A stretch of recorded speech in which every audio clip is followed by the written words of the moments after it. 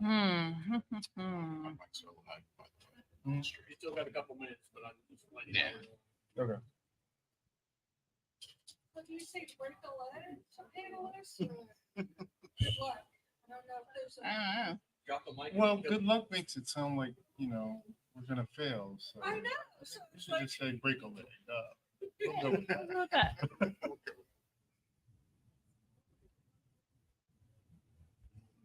I just got my little Okay, push sweet, alert. thanks. We're live. Yeah. Cool. Look at us.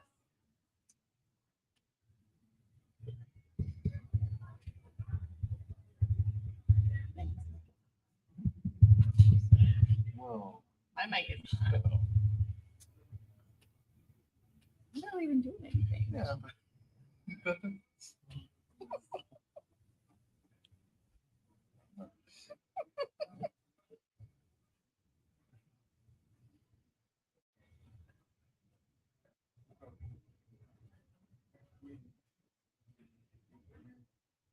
Yeah, like Arnie and all them were all like, "Oh, we have the Star Wars photo shoot at 6:30." I'm like, or you can come here at 7 where it's not raining. Hmm. Options. Thanks. Oh, nice. Look at them all Klingon.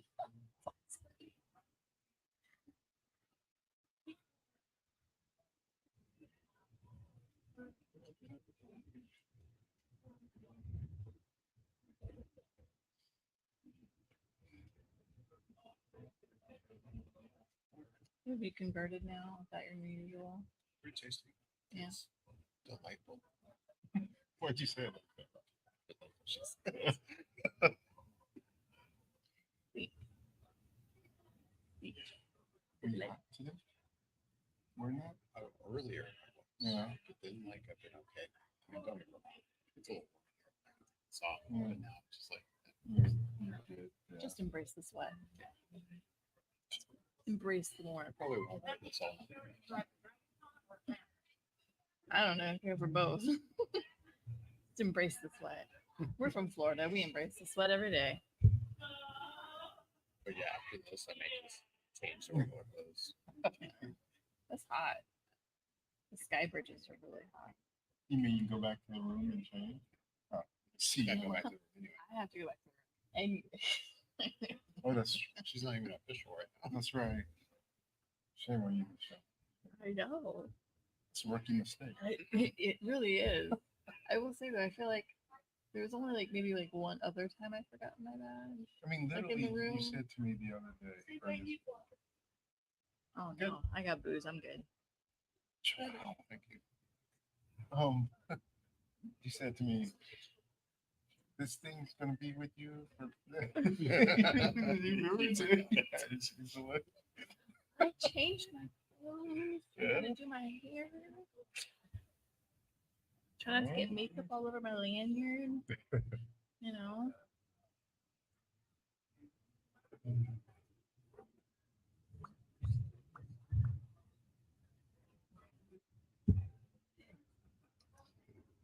It's a final countdown.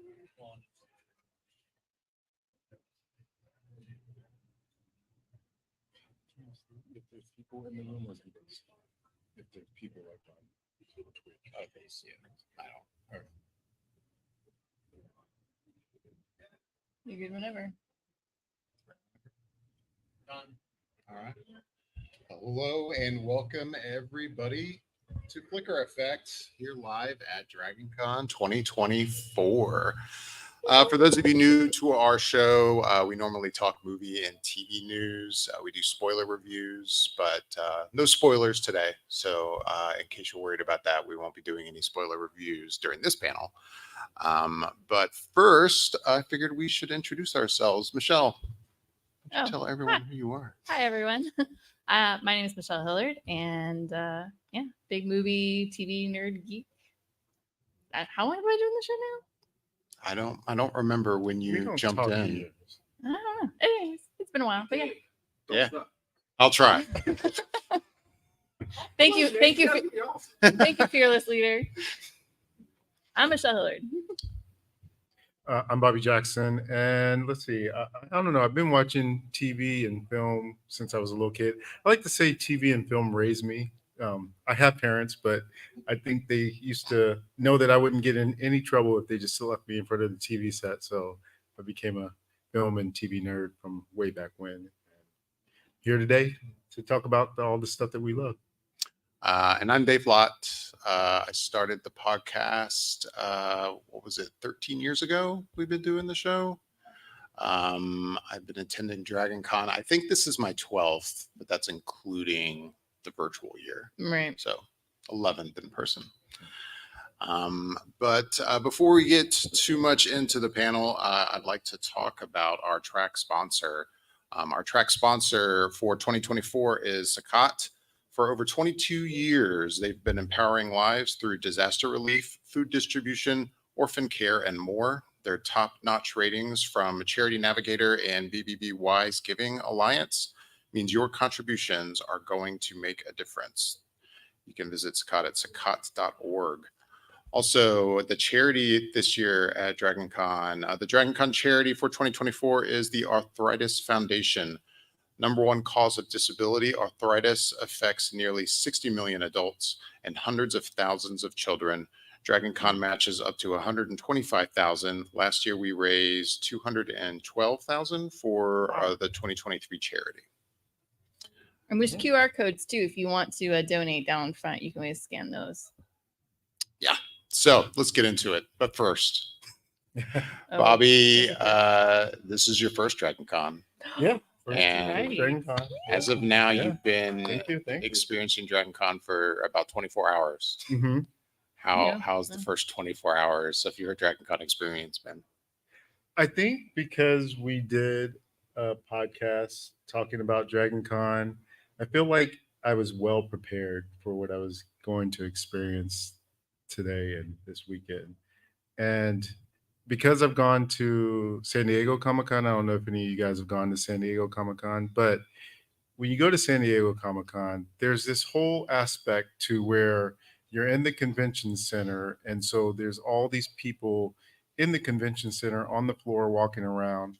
And then if you go out of the convention center, there's the Gaslamp District, which is pretty much the city. And there's all these things that are located within downtown that you're walking around in. And it's just a specific vibe when you're in downtown San Diego during Comic-Con.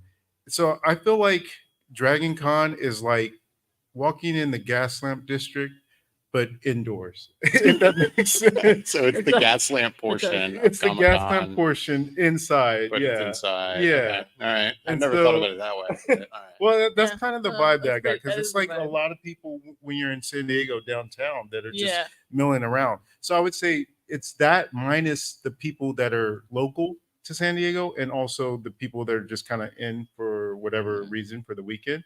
It's just like as if it was only the attendees to the convention center were walking around Gaslamp. That's what it's Okay. like That makes inside. one. Okay. So far it's been pretty great though. Honestly, I've gotten to see a lot of really good cosplay. That was one of the things I was looking forward to seeing for sure. Mhm. And just seeing everybody having a good time. That's always the thing that I've loved about going to San Diego Comic-Con is just people are there, they're vibing, they're having a good time, and no issues. I don't really recall any issues like.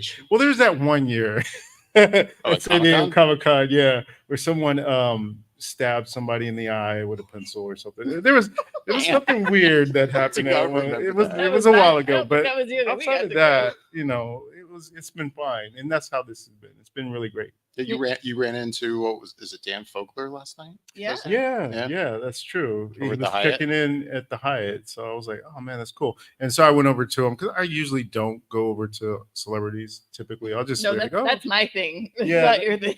yeah." I was literally, I'll just- surprised when you walked over. Yeah, because I don't typically do that. And I was telling Michelle, I was like, only reason why I went over is because I saw him in a position where it wasn't like I was bothering him while he was eating or doing anything like that. I didn't want to bother him You with. figured He he's was at the check-in desk. he was You at the can't run check-in away. desk, and there was no one there helping him at the checkup desk. So I was like, okay, so he's like there chilling. And so I said, okay, let me talk to him real quick. And I just said that I really liked them in The Offer, which is this show on, or there was a series that was on Paramount Plus, which was about the making of The Godfather. And he played Martin Scorsese. So I was like, oh man, he did so good in that role that I just had to go up and say something. So usually I don't, but that time it was perfect timing to do it. When you talk about that on the podcast, you said that when they asked you about celebrities, and you were like, well, it always happens that I meet somebody, It's true. and it's not intentional. Yeah, no, that's absolutely true. So yeah, I do have this very weird luck to run into celebrities in just random situations where it's not anything where they're supposed to be where they are. It's just random. And so that was one of those times where I guess in this sense he should be here, but I don't know what he's here for. But Right. it was kind of cool just to be able to go up and talk to him for a second. It's not like you were interrupting a meal or anything, or, I would never. or his I morning would never. coffee or something. You know, No, it was like I he's wouldn't, just I wouldn't do that. yeah, no, it's good. And Yeah. what's his name? Cooper Andrews, I think, was the actor that was with him. Yeah. Behind Yeah, him. he was the one that was in He was in Shazam. Shazam, he and I played think the he was in dad. Walking Dead for a while, right? He was in Walking he Dead. was. Yeah, he was. Yeah. Yeah, and he was hanging out with him too. It was kind of funny. We were like, oh, hey. He played like the stepdad, right? Yeah. The Yeah. foster dad or Yeah. in Yeah. Shazam. And Yeah. Shazam. Yeah, no, it's pretty cool. No, it's funny. Actually, today I heard was I think is the most accurate description of Dragon Con as a con, and Anson Mount said it, and he said that Dragon Con is basically the Mardi Gras of cons. And I was like, that, yeah, that. I was like, that's Yeah, pretty, that's exactly. pretty accurate. I was like, that vibes, that checks. So yeah, I'm glad you're liking it. Yeah. So far, so Good. good. All right. First 24 hours down. Hopefully the rest Yeah. is just as good as your Yeah, first. I gotta bet. Only place honestly I haven't gone into yet is America's Mart. Yeah, the vendor hall. Yeah, been I haven't over gone there there yet. It's Well, early. that's why I didn't go, is because the line was around the block and then some. So I was like, all right, I'll come back tomorrow when maybe I have a chance. Okay, got it. I reassured him that basically that line does move. Once the vendor mart is open, that line does move pretty well, which is nice. But you can go tomorrow during the parade. Probably will do It's that. pretty quiet during the parade. Nice. All right. First topic. I feel like I'm like, what's David gonna say next? What's David What- gonna what say am I next? gonna What's say David gonna say next? Bobby, you had this idea for a question. Oh, I thought it was pretty good. So we're going to start with this. If you could only watch one upcoming show, which would it be and why? And this is between Agatha All Along, Skeleton Crew, Dune Prophecy, or The Penguin. Ooh. Michelle, have you thought about this Oh, at all? I get to go first. I can tell. Yeah. Bobby just talked for a bit. So Okay, so I did think about this a little bit last night, and then I kind of forgot about it. But I'll be honest, for me, because of my knowledge of the book series and enjoying the movie so much, I think for me it's going to be Dune Prophecy. I'm just too invested in the storyline that's happening, and to get a little more in depth in the Dune world.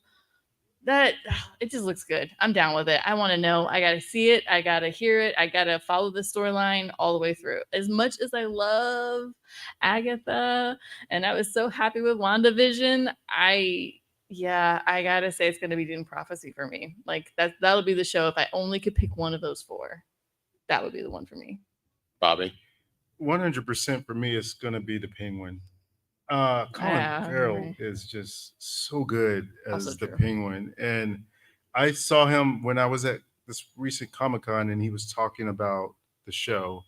And he just seems like he's so committed to it. It's not like just a role for him that he's just taking for the paycheck. He's literally in it and he's in that makeup chair and he's like all for it. And so just what it looks like, it just looks like Sopranos done in Gotham. And I'm here for that. So for me, that one's 100% hands down the one I'm looking forward to the most. Yeah, this was a tough one because I was thinking about that too. I was like, man, like it's just such a good continuation from the Batman.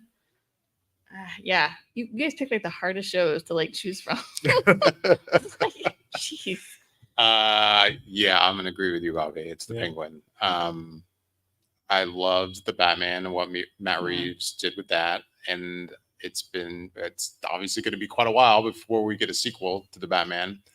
And then for all the reasons that you just said, Bobby, it looks great. It's set in that world that I enjoyed, but it's going to focus on the Penguin and what Colin Farrell is doing with that. And I think it looks solid. And it was a tough choice between three of these for me, but Do tell. do tell. Why So if on the opposite side, if there's one I just don't care about, for whatever reason, I don't understand why I even feel this way, but Dune Prophecy does not appeal to me. And I'm saying this as someone who Oh. loved what the two Denis Villeneuve films that, the two films he's made for Dune, Dune Part 1 and Part 2 have been fantastic. Yeah. And if he makes a Part 3, cannot wait. Mm. But for whatever reason, every time I've seen a commercial or trailer for the show, I'm like, it could be fantastic, and I hope it is, and I will be there watching it, absolutely. But there's nothing about it that's drawing me in, and I don't know what it is. Like a dagger to my heart. I thought all along. I honestly, when it was announced, I was like, okay. I enjoyed WandaVision and I love Marvel, but there was something about that at first that I was kind of like, okay. But the more I've seen of that and heard about it, and it seems like an actual almost like horror show, I'm actually more and more interested in that show than I was. And Skeleton Crew too. I think Skeleton Crew, Star Wars is its own subject altogether, but Skeleton Crew could be great, and I hope it will be. And there's a part of me that has hope that it's going to be, it's the next Star Wars show we're going to get, and that it could be really fantastic. But the Penguin seems like a really safe bet, and that's why I can't wait for that one. Is there one you're, Bobby, least looking forward to? I would say it's probably Agatha. And it's weird because I watch everything that's Marvel or DC, to be honest. And so for me, Agatha feels like a show where typically there's things where you'll say, and Michelle will say this a lot of times too, where they'll make a sequel or a prequel and you'll be like, no one asked for this, or why are they making this? And to me, that's kind of like what Agatha feels like to me in a weird sort of way, because while I did like the character in WandaVision, I just didn't see a need for a show about her, other than the fact that I think that she became popular from the show. But sometimes it's like, you know how sometimes when back in the day when there'd be a TV show, a sitcom, typically in the 80s, that was good, and there'd always be like the scene stealer, the next door neighbor, or someone who wasn't the main star but came in, said some funny lines, and they were the popular character. And sometimes they would get their own show, but usually not. And I always felt like there's a good reason, is because they're good in limited doses, as opposed to being able to carry their own thing. And so from what I've seen of what they're showing for Agatha, it hasn't been anything to me that says that she needs her own show for it. But I'm okay with being proven wrong, because I'm hoping it's good. I always do. So I'm hoping that I can be shown why there needs to be a series for her, because I can see why there would be a series for Vision Quest, which is Right. I think the next one that they're talking about doing, or maybe that one comes after Ironheart. But Vision Quest, for those who don't know, is the series about White Vision that you saw in WandaVision, where he goes off kind of trying to discover stuff about himself. And then we had just recently saw in the news that James Spader is coming back as Ultron for that series. Yeah. So I can see why there's a series for that, but I just haven't been able to figure out that reason out for Agatha. So we'll see. In the comic, she on Scarlet, the Scarlet Witch, her kids. Sometimes she go off on adventures. Kids need a babysitter. Mm-hmm. Agatha was a babysitter, whether or not she wanted that or not. Mm-hmm. So she taught them like evil magic. Yeah. Yeah, and I don't know too much about her from the character from the comics, other than that. But because MCU went a different way with her, that's why I was kind of like, well, they could, yeah. So True. maybe they will go that route, and then that will make sense and bring it all back together with Wanda. So we'll see. Yeah. Yeah. Yeah, I Yeah. think after seeing WandaVision, it was kind of like oh, you're doing a show about Agatha? Okay. I mean, sure. But from a comic standpoint, it could be really interesting. I think it could be a lot of fun. And I at first was kind of like on the fence about like, I don't know, it could go either way. But I will say, like, the more and more I see the new, like the last trailer that came out for Agatha and some of this promo stuff they put out with like the songs and things and what they showed us at Comic Con and at what was it, D20? No, it was D21.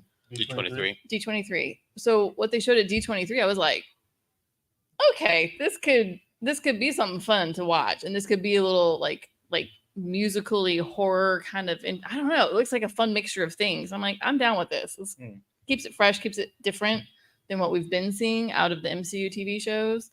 So I'm open to it for sure. So then, which one are you looking forward to the least? I have a feeling I know what this is. Oh, yeah.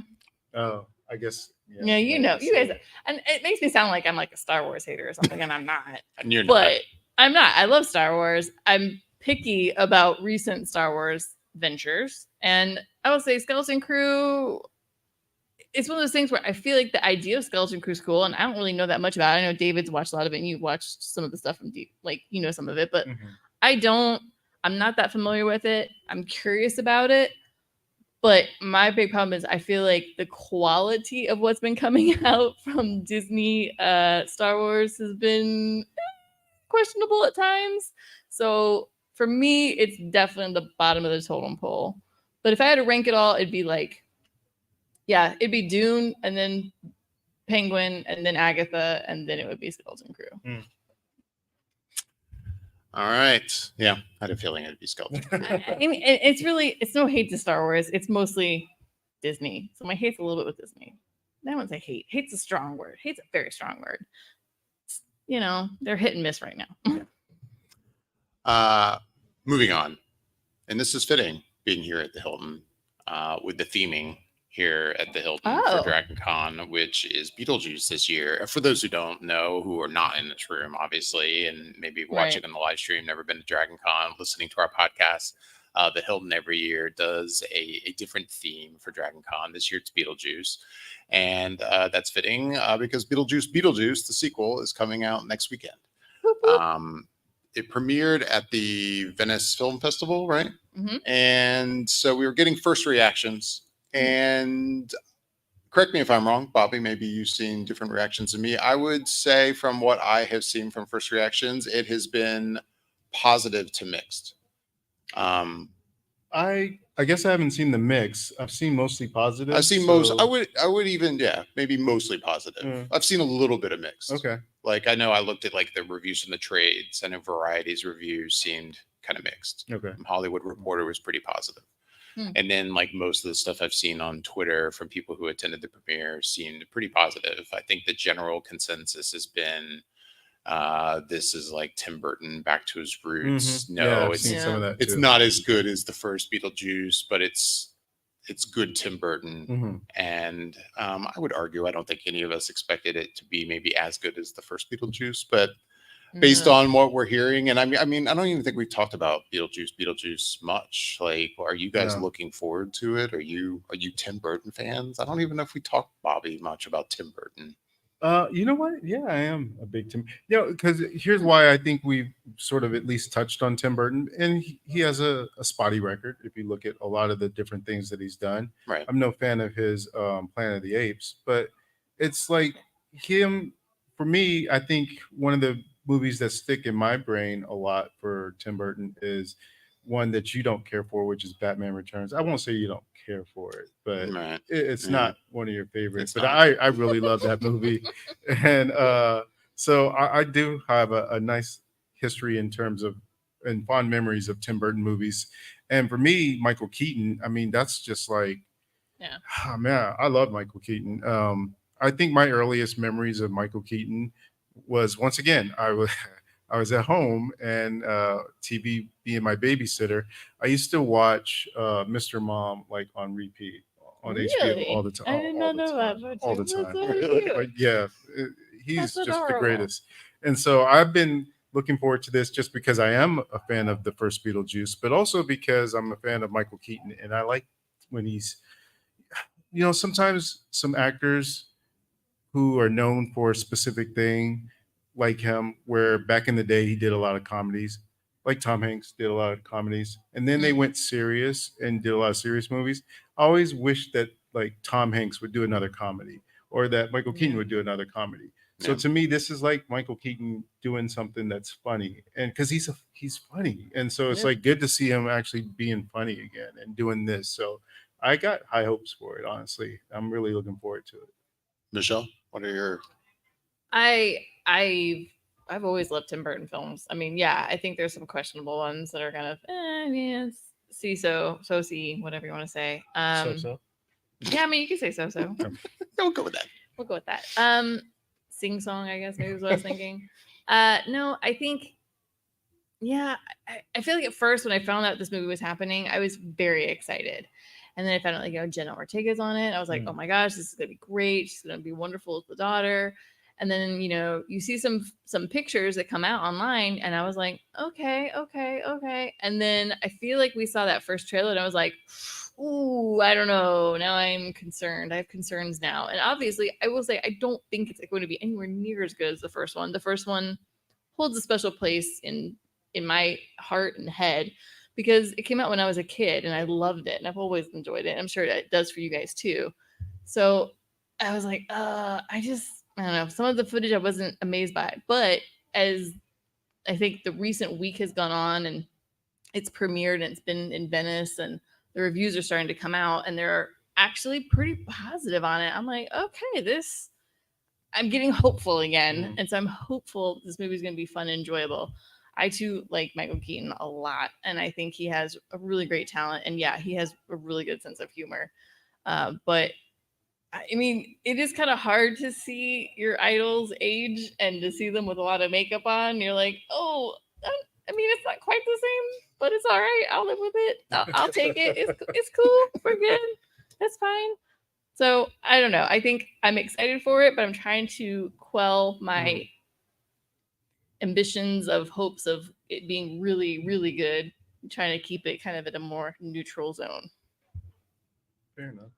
I mean, leading up to before the reactions, I was kind of skeptical just because I don't want to get my hopes up because I love Beetlejuice. I mean, for me, I grew up as a very big Tim Burton fan, like Tim Burton and Danny Elfman. I mean, Danny Elfman was probably the first like composer as a kid that I was like kind of introduced me to like what are film scores and getting into that whole world. But yeah, I mean, like Pee-wee's Big Adventure and Beetlejuice and the first Batman, like I loved his career from the beginning. And then yeah, it went to places that I think of his take on Dark Shadows.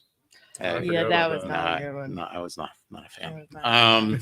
Just hold on to Edward Scissorhands. Like hold on to the good stuff. Edward Like Scissorhands, hold those close to your chest. I guess I've had a hard time getting my hopes up for this. So seeing the reactions out of Venice is definitely, it's almost like giving me relief. I'm like, this is at least going to be, I think, enjoyable. We'll see how much I enjoy it, but at least I don't fear now that I'm going to go into this movie and go, oh, wow, this was a total train wreck. I wish it had never been made. I don't think that'll be the case. So yeah, I know we have tickets to see, I think it's Friday night and I'm looking forward to it now. Yeah. You were going to say something? Oh. Yeah. You suppose that the new film is going to have any references, a little hidden gems to the cartoon? I don't know about the cartoon because I actually used to watch the cartoon when I was a kid. I don't think David did, and I don't know if you did or not, Bobby. You did too. Okay, so I don't know, but I'm kind of hoping, and in a weird way, I'm kind of hoping that like Jenna Ortega's character like dons the red cape with the spider web at some point. That would be really cool throwback. Like, but at the same time, I don't want the film to have too much fanfare. I don't want it to be just super in your face the whole movie. So I'll be like, well, yes, we all love the movie, but we want you to be your own thing that includes Beetlejuice. I don't want too much fanfare, but a few like little hidden pearls. Yeah, little Easter eggs. I'm okay with that. I'm down with that. That'd be fun. I'm guessing he probably won't, but it would be nice just for anyone that did watch that. I was actually I just saw an article today. I forget where it was, maybe a Slash Film, that they said that the cartoon is extremely hard to find. It And is. it was like, Is it? oh, I yeah. haven't looked for it. So Well, I hadn't even thought about the fact that you couldn't really find it if you wanted to see it, and you hadn't had a chance to see it at all. Yeah, So years ago I tried finding it and I had a really hard time. And now I say that and it's funny because I feel like recently, and it's probably because this film's coming out, I see more people will have like clips for Mm. random episodes on their like Instagram feed or whatever. And I'm just kind of like, oh, where'd they get that? Like, okay, that's cool. Like, because I feel like I don't, at least when I looked for it a while ago, because I wanted to show David some a couple years ago. And I had a hard time finding the episodes. But I think now maybe they're becoming a little more available. And I know that the what is it, the Internet Archive, I think they're starting to pull more things like that and get them on the internet to make sure that those things never die in our culture at this point, like in the grand spectrum of that. But Right. I don't know. I think there could be some. It does seem like the shrunken head guy is going to be kind of a funny like gag joke that's going to happen throughout this film. And the shrunken head guy I know did come up a lot in the TV show. Like he seemed to always kind of like be in the background, like it's like the punching bag kind of Yeah. as a joke. And so I think that's kind of happened a little bit in this film. But Well, otherwise, I don't know about I it. mean, I didn't. Funny thing is, I didn't watch the animated show. I think at all. But I mean, I know as soon as we saw the first trailer for Beetlejuice, it seemed to me like, oh, are they kind of at least taking a little bit from the animated show, and that it seems like Winona Ryder's character and Beetlejuice are working together Mhm. here, which it's my understanding in the animated show they did. Yeah, like in this show, they used to like hang out together and like go on like really weird adventures in the afterlife and the afterworld. Right. And he would kind of like be her guide for like weird things that would happen. And so it seems like, yeah, this does definitely have them teaming up to a certain goal that is happening. And yeah, I think that's kind of a cool part. Yeah. But other than that, yeah, since I didn't watch the animated show, I don't know. it's actually tracking pretty well. I think when I saw it yesterday, it said it's going to open domestically probably around 105 million. Really? Yeah. Wow. I hadn't That's seen tracking. good. That's That's solid. I'm extremely down good with it. I tracking, mean, yeah. I hope it does well. I mean, the marketing for it has been Yeah. pretty 110%. Like, Yeah. I've Oh yeah, Yeah. yeah. It's definitely brand awareness is out there. Oh, for yeah. it. big time. I've also been enjoying Jenna Ortega's like costumes. Like every outfit she wears has been a throwback to somebody in the Yeah, like in I the saw original. she did the what's his name? Where's the Alec Baldwin. hus- where she- yeah, the Alec yeah, she wore Baldwin. that. Like it's cute. I think it's a cute little like nod to everybody. Right. I'm enjoying that. Yeah, that's cool. Okay, so this next topic, there's actually probably not going to be much for us to discuss on it, but I just find it interesting because I find this whole situation with House of the Dragon interesting. And this morning on his blog, George R.R. Martin had another blog post. He posted at like 7 a.m. this morning. He's not talking about the dragons again. No, he's not talking about the dragon. Oh, No. thank God. Not see- No, but I guess I'm not going to read the whole blog post, but Right. he was talking about being back. I think he lives in Santa Fe and being back home after traveling for a good chunk of the summer, and about a festival that's going on in Santa Fe. And there's a reason I'm going to bring this festival up. I guess it's called the Burning of Zozobra. Something about like he called it like the original like Burning Man. Like basically they have this huge like marionette that they burn as a way of Okay. like representing like getting rid of old man gloom or something like that. I'm Okay. paraphrasing. But at the end of the blog post, he goes, I'll read the quote. I do not look forward to other posts I need to write about everything that's gone wrong with House of the Dragon. But I need to do that too, and I will. Not today, though. Today is Zozobra's day, when we turn away from gloom. And wow, tell us how you really feel. like, I mean, yeah, he had put out the blog post you referenced, Michelle, not long Yeah. ago about like the difference between dragons and wyverns, and should they have 2 legs or 4 legs, and that whole thing. And the complaint about the sigil, the Targaryen sigil. Right. This one right here. Yeah, that one right there, but that's the proper But one. this one's accurate. That one's got 2 legs. But I find it super interesting because, and correct me if I'm wrong, but from my understanding with House of the Dragon, he was much more involved in production, at least from a producer perspective, right? Like, as far as I know. Yeah, I was gonna say, I that's think what I he was understood. actually more involved with this series than he was. Than he Yeah. was with Game of Game of Thrones. Thrones, And the yeah. fact that he like posts stuff like this Yeah. is like, it makes me just wish I was a fly on the wall, like behind the scenes of like the dynamic between the production and him and what's going on there.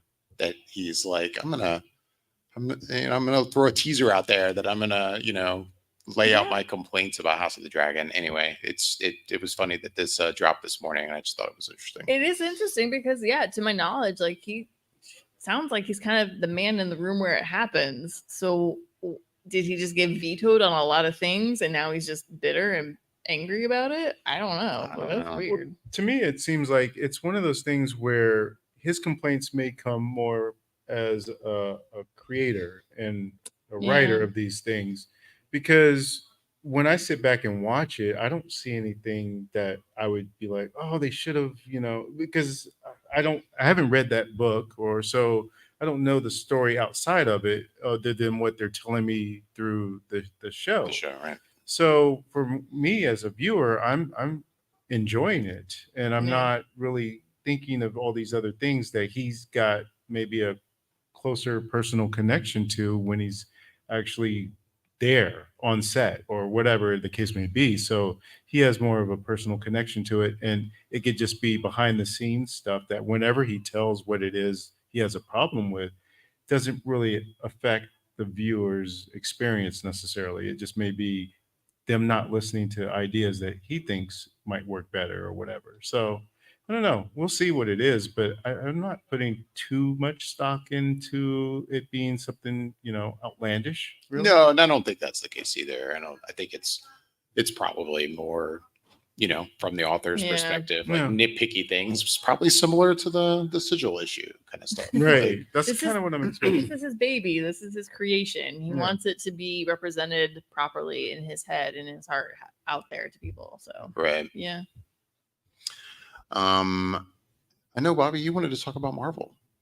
Bobby wanted to talk about Marvel. Yeah, I did. For me, I feel like, okay, so the whole aspect within the last, I guess, couple years maybe has Yeah. been just the idea that Marvel is been on a steady decline, mostly because of their shows. Honestly, the Disney Plus shows, just they've been having so many of them, and a lot of them haven't been to the quality in which people come to expect from Marvel.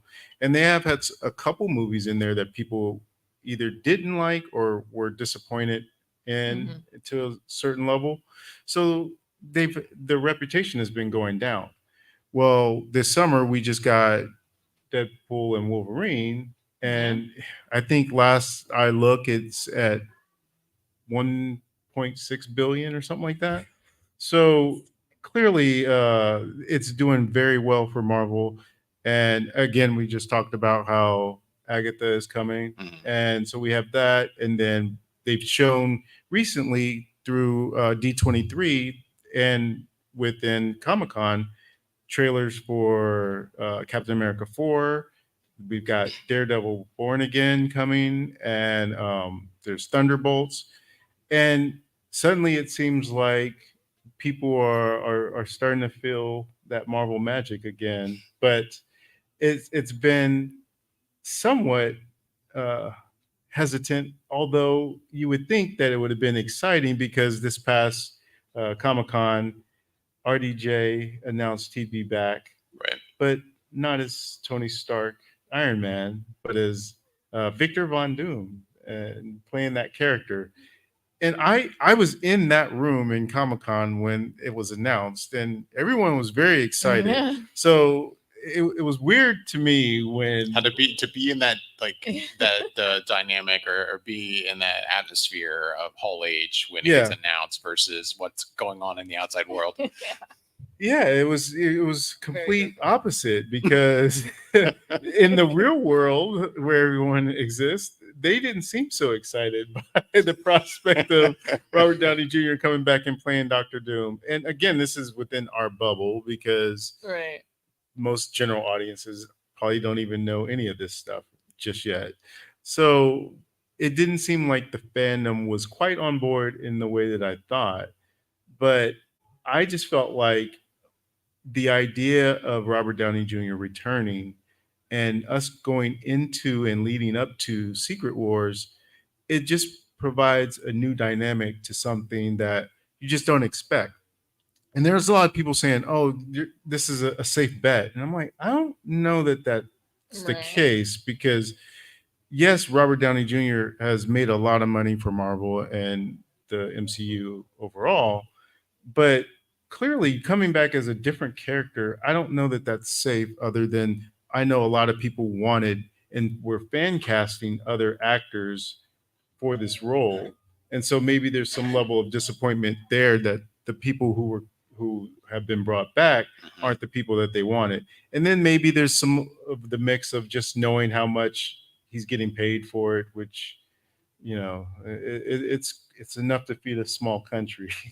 So it's there might be some of that in it too, but I don't know. I feel like it's going to be a very interesting thing, that they must have a reason for doing so, and it'll come out in story.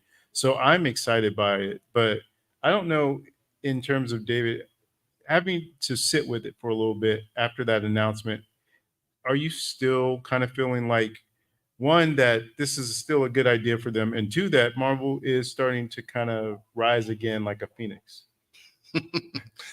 Yeah, I think I'm optimistic that they're rising again like a phoenix, as you put it.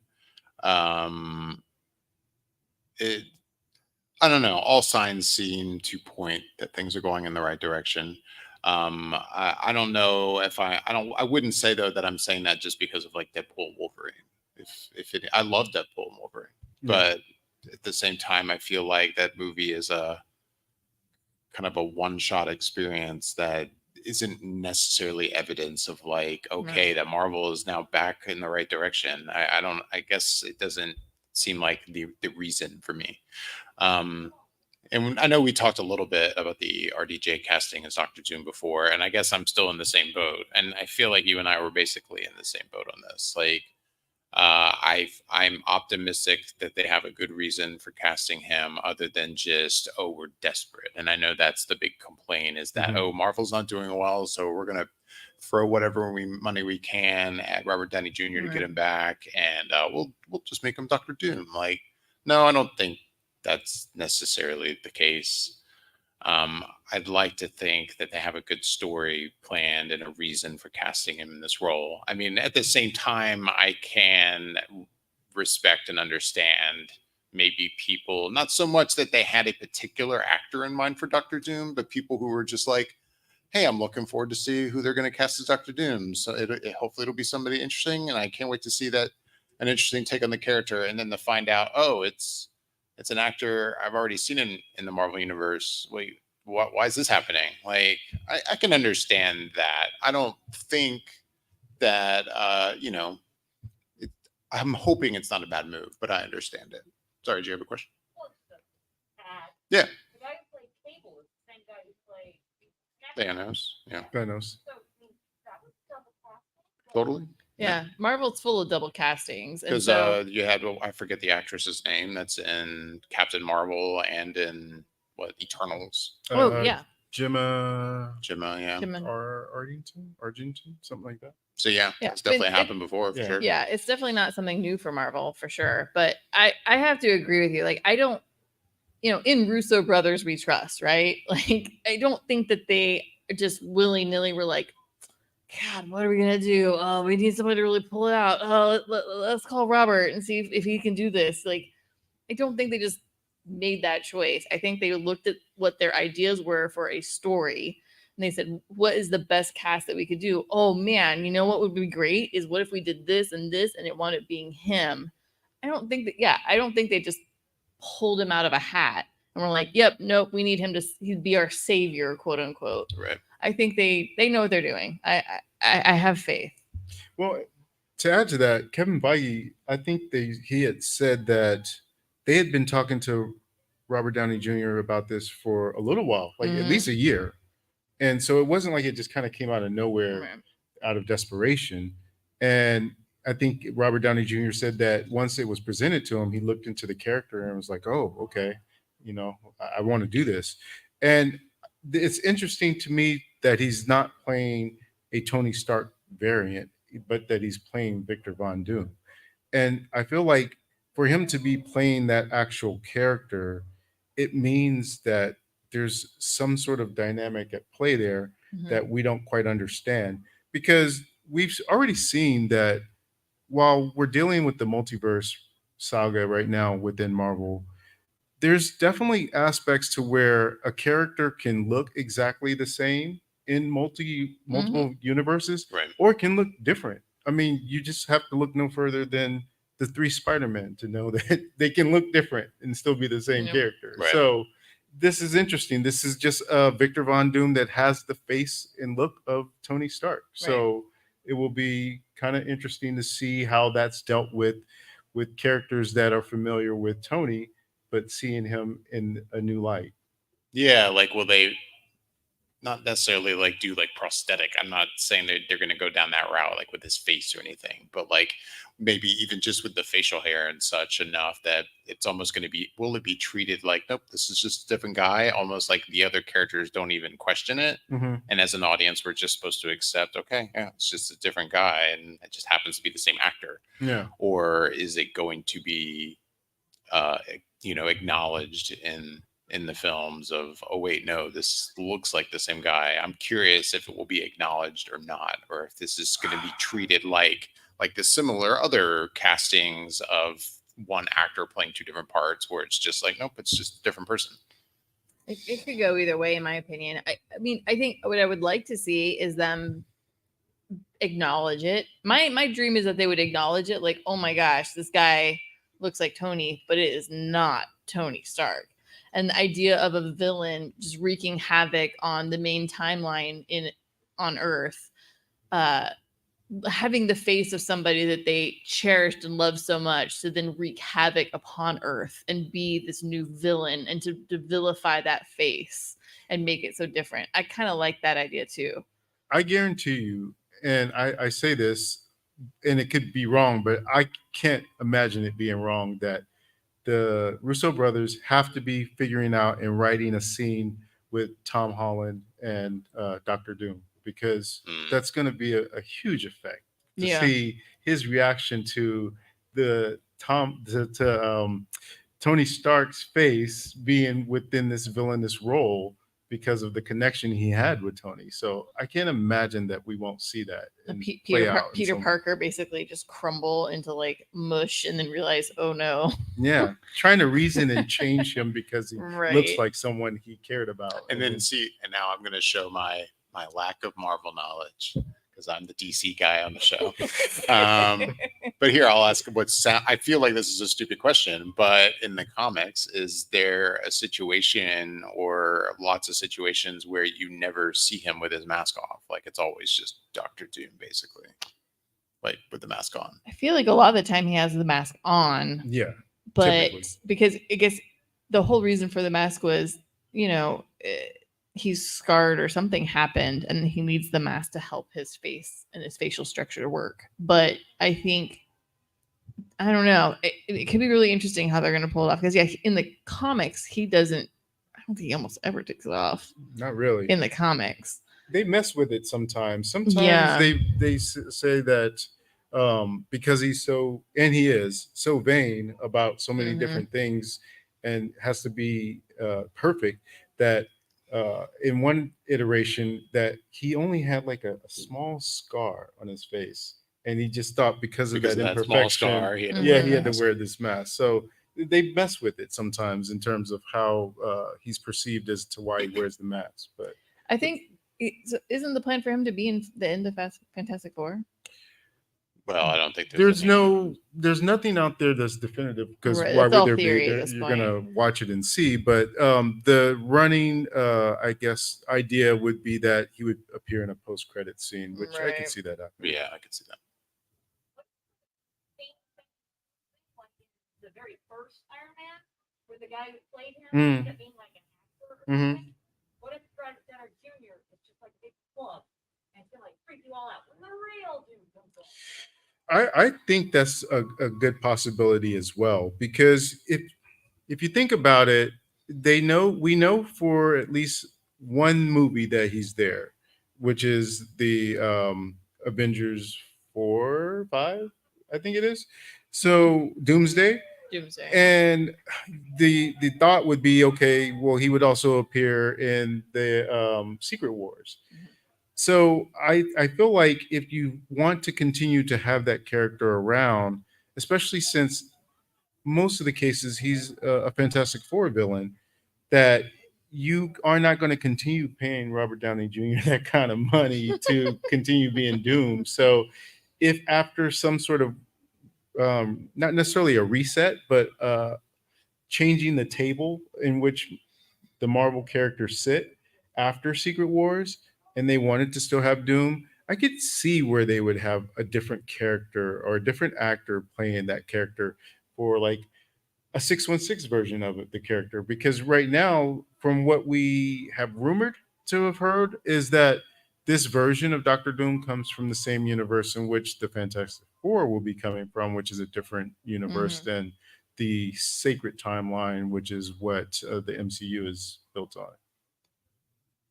Gotcha. So you mean like you're not talking about like a difference in like how what's it, the Mandarin was like not really the Mandarin. Yeah.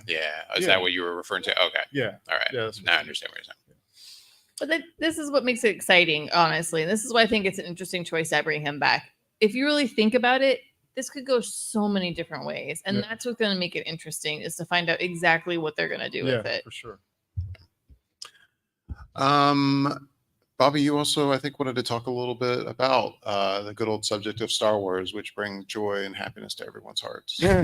Yeah. So much as in which that it seems that Marvel is on the upswing, it seems as though another property that's near and dear to me, Star Wars, is on the downswing. And it's in no small part, but definitely a part due to a lot of successive missteps, I would say, at the very least, within their television series. And again, this almost presents the same problem that Marvel did, where there seemed to have been some sort of I guess initiative to push out a lot of shows to help launch Disney Plus. And in doing so, maybe the care wasn't taken that needed to be taken for these shows to be able to be and realize their full potential based on what they could be. Because if you look at a lot of these numbers for these shows, they start off pretty well in terms of like viewership. So people are wanting to see it, but then the quality just hasn't seemed to be there. And the latest in that case would be The Acolyte, where it started strong and then viewership kind of went on a downward slope. And to the point now that there's all this conversation, not just in it getting canceled, but also just within the Star Wars aspect in general of like what's good in Star Wars at this point. And the only thing that we know that we have kind of on the horizon outside of Skeleton Crew is Mandalorian and Grogu, which is the movie that's going to be coming out, I think next year, or if not next year, the year after. Because it's been in production right now. Yeah, it's actually in production right now. So, and I think that even though a lot of people say that that last season of The Mandalorian wasn't the best out of the ones that we've had so far, which is fair, I think it's still safe to say that there's still a certain amount of hope and belief that this could be good, the movie. Mm-hmm. But outside of that, the only other things that we know that people might be looking forward to, and even then, it's still a smaller portion of people that are looking forward to it, is Andor season 2, because a lot of people didn't like necessarily Andor, not because it was bad, but because it wasn't the Star Wars that they were looking for. Right. They were kind of looking for something that was a little bit more lightsabers and Jedi and Sith and stuff, and that's not Andor, but it is a good show, and I think people will still kind of recognize that, even if it's not a show that they're into. So there's that, but then the only other one that we have in the film world that's been announced is the Rey movie, but at this past D23 there was no mention of it. Right. So it's like, is there a Rey Is movie? there really? Is there Yeah, gonna so be a Rey movie? I don't know. So I mean, I think we talked about like when all the 3 films were basically announced at Star Wars Celebration. What was it, London? yeah, Mhm. And I think that's when they announced Mandalorian and Grogu. That's when they announced Mhm. the Rey movie. That's when they announced the one that's supposed to take place like 2,000 years Yeah, before the everything Old we've seen Republic so one. far. Yeah. It yeah, was like pre-Old Republic, I thought. Like, yeah, like the yeah. dawn It actually of is the supposed to, Jedi. yeah, like actually talking about the origins of right. not necessarily the Force, but the first time people use it and become Jedi using the Yeah, Force, right. something along those lines. By James Mangold. Yeah. he's supposed to direct it. Yeah. So I know when those were announced, I think most of us were all like, we're to the point now with Star Wars announcements that I will believe it when people are actually shooting something. Like, Exactly. and I mean, that seems to be the case now. I've even heard people say, oh, well, Ray's not really official. I'm like, well, technically it's official. Yeah. Like it was Yeah. announced. It was Like, announced. but I would also though agree that will it actually happen? We don't know. But Yeah, because Rogue Squadron was announced. yeah, that was, I mean, they really announced Yeah, that. they Like did. nice little like whatever kind of clip you would Yeah. call that with man, what's her name? Like anyway, who was supposed to helm that. And apparently there, the rumor is it's still a possibility someday. She's kind of, I think, hinted that that movie could happen. Patty Jenkins. Yeah, I don't know. I think Star Wars. Right now. I think Star Wars is complicated. I think the fan base. It's almost like the fan base wants one thing on one side and one thing on another side. Like the fan base is divided, and I think Disney as a whole doesn't know quite what to do with everything. Like it seems like if they kind of go with this side of the fan base and do things that are going to make them happy, it upsets the other side of the fan base. And if they do things that the other side of the fan base is going to like, it upsets that other side again. And I feel like they're just not finding a nice cohesive balance that would actually make everyone on both sides happy. Like I'm definitely on the side that I love Andor and I am so excited for season 2. I mean, I love Rogue One. I thought that was one of the best of the new films that we've gotten out of Star Wars, quite honestly. So for me, like I'm definitely on one side of the Star Wars fandom, whereas the other side that really seems to be wanting, the lightsabers, the Jedi, the Force, which I do also enjoy, it's like they went, okay, you want that? Here's the Acolyte. You guys should love this. Mm. And it's like they swung too hard that way. And then for the people that want something new and fun and original, and they have, Andor, they swung too hard that way. And it's like they can't find a happy medium to just make everybody in the fandoms happy. David, are you feeling like you're hopeful in terms of any of the projects that we have coming out, or are you kind of As I sit here in my Obi-Wan Kenobi In your cosplay. robe. No, I would not say that I am hopeful. That is definitely not the word I would use. I think there's a chance. I mean, I know. I guess I feel confident that in the long term, the Star Wars universe will go somewhere in the right direction again. But right now, it still seems like it's very inconsistent.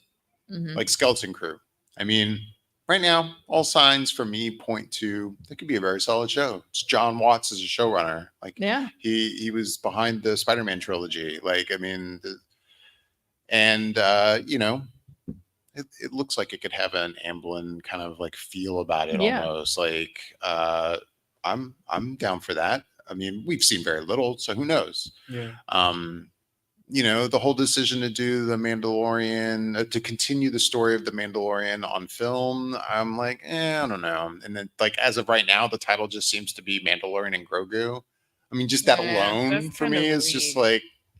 like, I say that, and the Mandalorian, when it comes to everything we've gotten from Disney Star Wars, is definitely on the positive side of things. Like, Yeah. other than season 3, which I fall in the camp of I did not love season 3, but seasons 1 and 2 are solid. Like I Agreed. quite enjoyed The Mandalorian, and I'm looking forward to seeing it for sure. But overall, Star Wars is kind of super uncertain. I mean, it's tough. messy. Like, Mm, You that's a good know, way to put it. as I have found myself dabbling back into physical media, I bought the 4K copies or the copy of Andor, Mhm. and Mm. as I do when I get ready for Dragon Con, I will start just throwing on stuff that I've seen before that I don't have to like focus on as I'm like, working on cosplay or whatever I'm doing to get ready for the convention.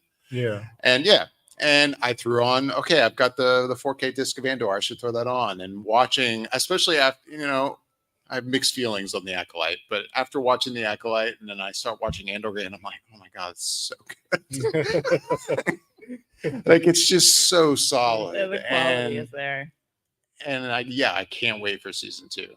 And I'm hopeful that Skeleton Crew will be solid, and I just wish things weren't so inconsistent. I don't think it needs to be a matter of, what kind of Star Wars stories do we need? We need well-told Star Wars Mhm. stories. They just need to be well-told. Agreed. And I appreciate the Acolyte for what it attempted to do by telling a different kind of story. Yeah.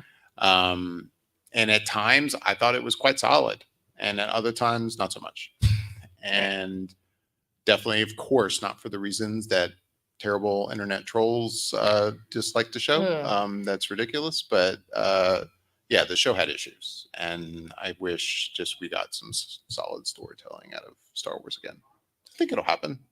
Well, for me, because I consume a lot of different things Star Wars, I feel like I'm not so concerned in the fact that the movies and TV shows aren't hitting, because I like to watch the animated shows. I Mhm. also will read the comics, and I also like the books that Yeah, they have I with know the you High consume a lot Republic more of the stuff. books, Yeah, yeah. so for me, the other aspects of Star Wars are working just fine, and they just can't seem to get it going with the live action Right. stuff so much. But I think that they're bound and due for a hit, and I think it will come. It just is a matter of what will they do in order to get there. And I think that some of that has to do with behind the scenes stuff, and getting the right people on these projects, and seeing it through, and everyone aligning on a vision. But I do think we'll get there. And while Star Wars is down, I just definitely would not count them out. Well, we are out of time. For those of you here joining us for our first live podcast here at Dragon Con, we greatly appreciate it. Thank you. You can find us on Instagram and X/Twitter at Flickr_effect. We have a podcast feed for our show, is what I'm trying to get out. But we have also been streaming our show live lately on YouTube. So please make sure to check us out on YouTube as well. At Flickr Effect. We would love for you to join us. We have stickers here at the table if you would like a sticker. And with that, I'm Dave Lott. I'm Bobby Jackson. And I'm Michelle Hillard. Thanks for listening and watching, everybody. Bye bye.